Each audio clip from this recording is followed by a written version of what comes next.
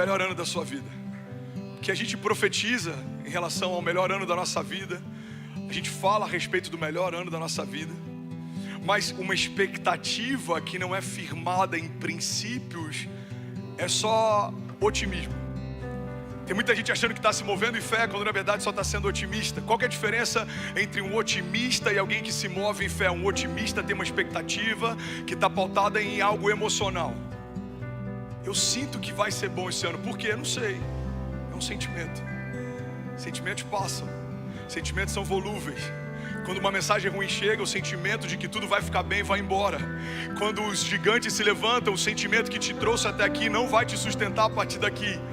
Mas aqueles que caminham em fé não estão se movendo por aquilo que vem, mas se movem por aquilo que creem. Por que 2024 é o melhor ano da minha vida? Porque Deus não está morto, porque as palavras dele são vida e verdade, porque tudo que ele disse que vai acontecer, pelos olhos da fé, já aconteceu. Então quero compartilhar alguns princípios para que você viva o melhor ano da sua vida, em nome de Jesus. Salmos 92, 13 diz assim: o justo florescerá como a palmeira, crescerá como o cedro do Líbano. Os que estão plantados na casa do Senhor florescerão nos átrios do nosso Deus. Na velhice ainda darão frutos, serão viçosos e vigorosos. Alguém pode dizer glória a Deus por isso?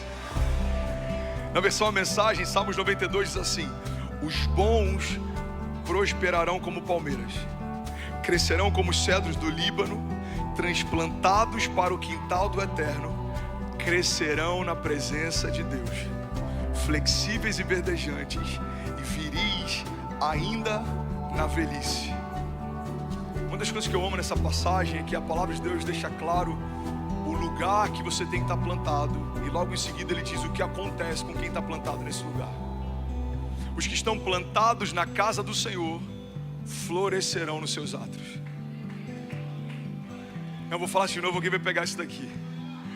Quando a gente declara que você está no lugar certo, isso não é uma frase de efeito, isso é uma verdade bíblica. Você está começando o primeiro domingo do melhor ano da sua vida no lugar certo. Você veio para ouvir uma palavra de Deus, você veio para adorar a Deus, você veio para cultuar a Deus. E a palavra de Deus nos dá uma garantia: aqueles que estão plantados na casa do Senhor florescerão nos seus átrios. Tem um princípio bíblico que eu amo, está lá em Gênesis.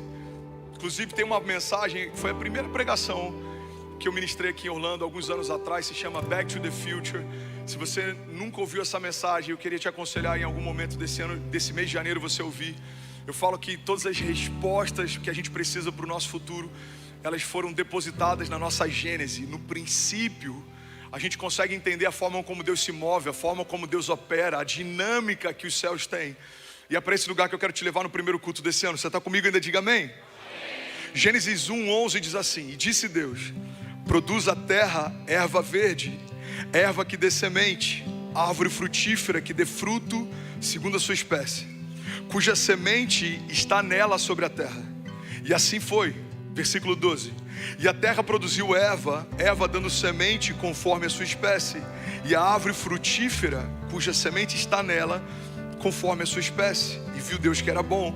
E foi a tarde e a manhã do terceiro dia. A gente vai pular agora para o versículo 20. Diz assim: disse também Deus: encham-se as águas de seres vivos, e voem as aves sobre a terra e sobre o firmamento do céu. Assim Deus criou os grandes animais aquáticos e os demais seres vivos que povoam as águas, de acordo com as suas espécies, e todas as aves de acordo com as suas espécies, e Deus viu que era bom. Então Deus os abençoou, dizendo: sejam férteis e multipliquem-se. Então Deus disse: encham-se as águas do mar e multipliquem-se as aves na terra. E passou a tarde e a manhã, e esse foi o quinto dia. Então disse Deus: produz a terra seres vivos de acordo com as suas espécies, rebanhos domésticos, animais selvagens, os demais seres vivos da terra, cada um de acordo com a sua espécie. E assim foi. Deus fez os animais selvagens de acordo com as suas espécies, os rebanhos domésticos de acordo com as suas espécies, e os demais seres vivos da terra de acordo com as suas espécies. E Deus viu que era bom. Então disse Deus: façamos o homem à nossa imagem, conforme a nossa semelhança, e domine ele sobre os peixes do mar, sobre as aves dos céus, sobre os grandes animais de toda a terra e sobre todos os pequenos animais que se movem rente ao chão. Criou Deus o homem à sua imagem, a imagem de Deus o criou, homem e mulher os criou. Alguém pode dizer glória a Deus por isso? A primeira coisa que me chama a atenção em Gênesis é que Deus sempre fala com o ambiente para que a partir do ambiente algo seja criado. Vocês estão comigo?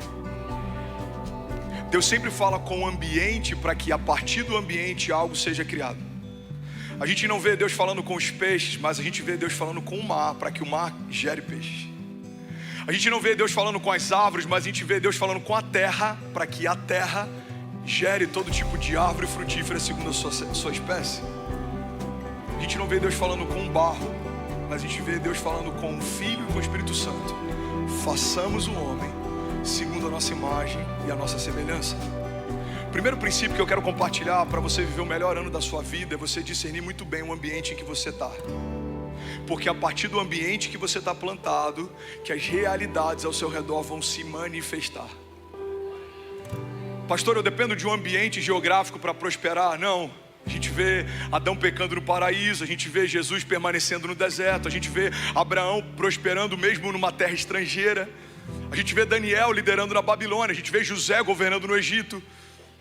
Biblicamente você não depende da geografia do lugar, mas tudo que você vai viver está diretamente ligado ao ambiente em que você está plantado. Se você gerar na tua casa um ambiente de fé em 2024, não se assuste se milagres se tornarem habituais. Vou falar de novo, alguém vai pegar isso aqui comigo. Se você começa a falar de milagres, pensar em milagres, olha o que acontece, milagres te perseguem. Mas se a gente começa a falar de problemas, se a gente começa a meditar em problemas, se a gente começa a profetizar problemas, problemas acontecem. É porque a gente está o tempo inteiro profetizando e criando ambientes em torno daquilo que a gente está vivendo, quando na verdade a gente precisa profetizar aquilo que a gente quer viver. A Bíblia não diz que Deus viu os céus e a terra sem forma e vazio e viu que tinha escuridão e Ele disse: uau, quanta escuridão, e a terra ficou mais escura. Não, a Bíblia diz que quando havia escuridão, o que saiu da boca de Deus foi: haja luz, e houve luz. Então o que você precisa em 2024 é profetizar, não aquilo que você está vivendo, mas aquilo que você quer viver. Levante suas mãos, eu quero profetizar com você. Eu profetizo em nome de Jesus, 2024, um tempo de mais intimidade, um tempo de mais temor, um tempo de raízes mais profundas, um tempo de menos distrações, um tempo de mais maturidade. 2024 seremos surpreendidos pela graça de Deus, constrangidos pelo favor de Deus. Não seremos confundidos pelos nossos inimigos, as distrações não vão roubar de nós o nosso foco. Começaremos esse ano crendo em cada palavra que Deus liberou e terminaremos esse ano celebrando cada promessa que o Senhor cumpriu. 2024, pelos olhos da fé, já é o melhor ano da nossa vida, em nome de Jesus. Se alguém crê nisso, pelo amor de Deus, diga amém. Aleluia, aleluia.